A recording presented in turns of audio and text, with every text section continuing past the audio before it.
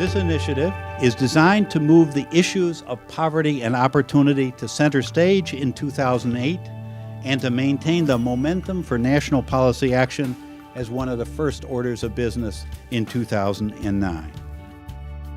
It's so important that this is a foundation-led initiative. We have to give a voice to those issues that we are investing millions, in fact, billions of dollars collectively. Foundations are investing in fighting poverty. But we could leverage so much more when we bridge this gap and talk about public policy. And in order to do that, we have to start this dialogue. And that's the power of the Spotlight Initiative.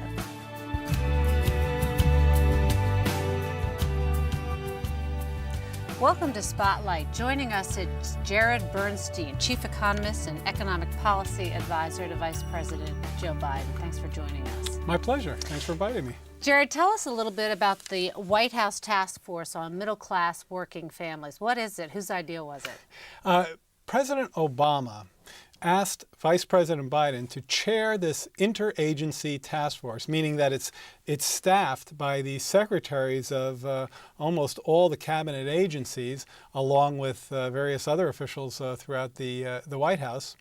And I think the important thing to know about the Middle Class Task Force is that when Biden ran for office, and going around this country, remember the campaign, talking to the middle class and the struggles that they were having were front and center in so many of their discussions. And it's very important to remember that that was before the recession. Okay, the economy, for the most part, was still growing.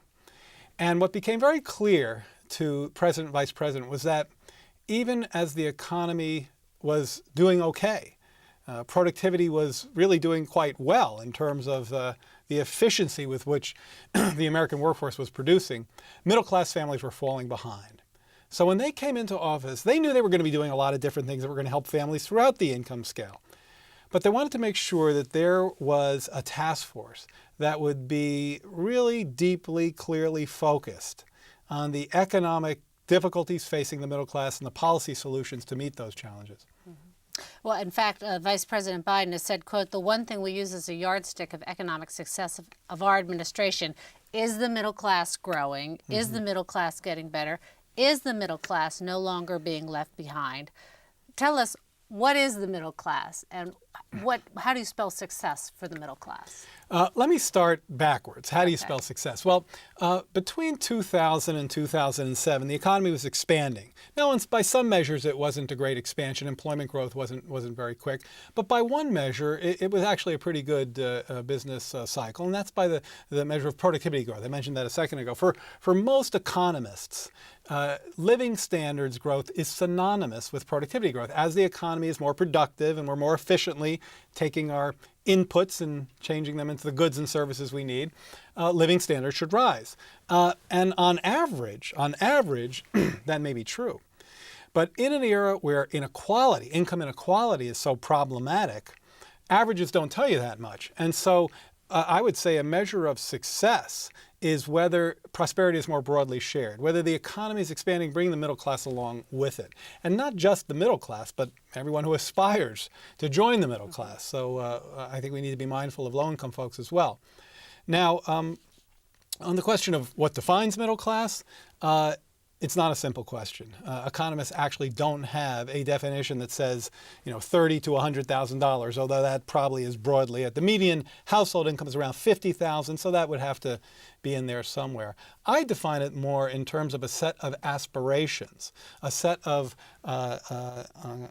conditions that really define middle-class life as we know it. Now, I'm happy to elaborate those, but if that would be useful.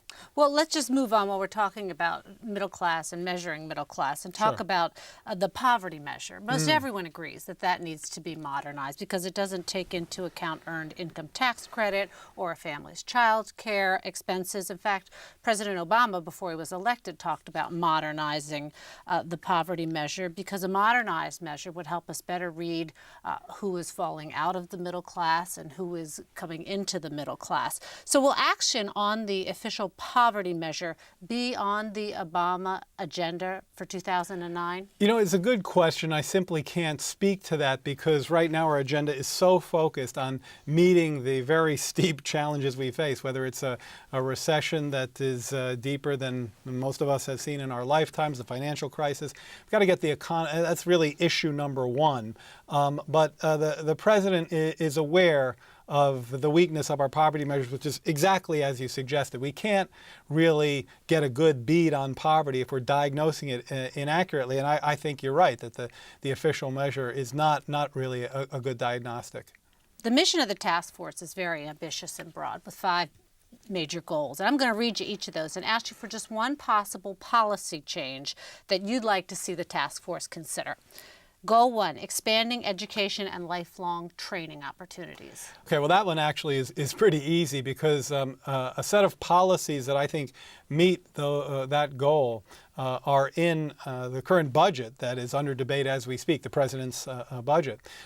He has really stressed, ever since the campaign, this priority of cradle to career education. That includes expanding access to preschool, which is a great economic investment and one that's so important to future educational outcomes, and also an investment that really helps more disadvantaged folks disproportionately.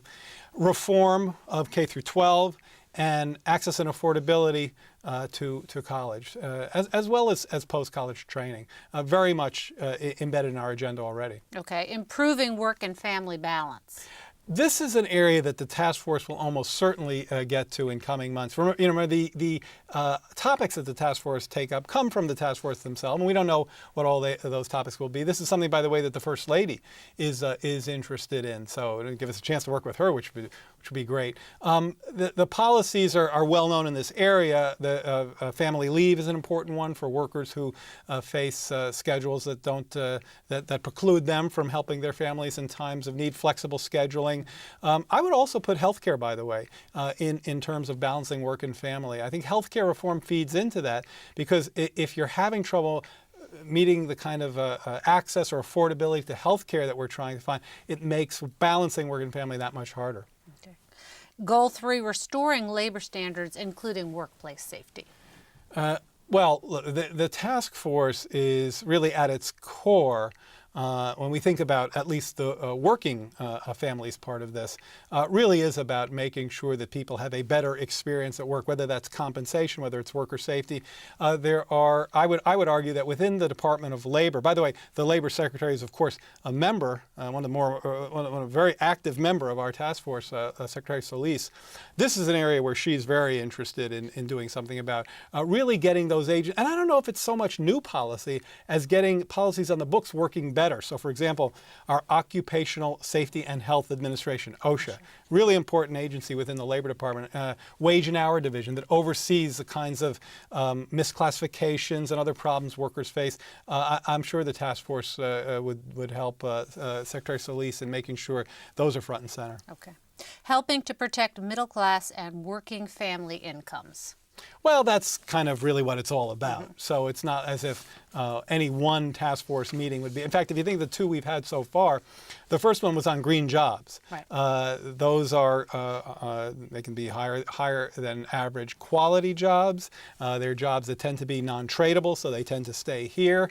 And this is a potential growth sector that solves a jobs problem, but it also solves an environmental problem. The second task force meeting was about what's in the Recovery Act to help the middle class. So if you're talking about middle class kind of living standards, that's really the whole ball of wax for our task force. So yeah, that's everywhere.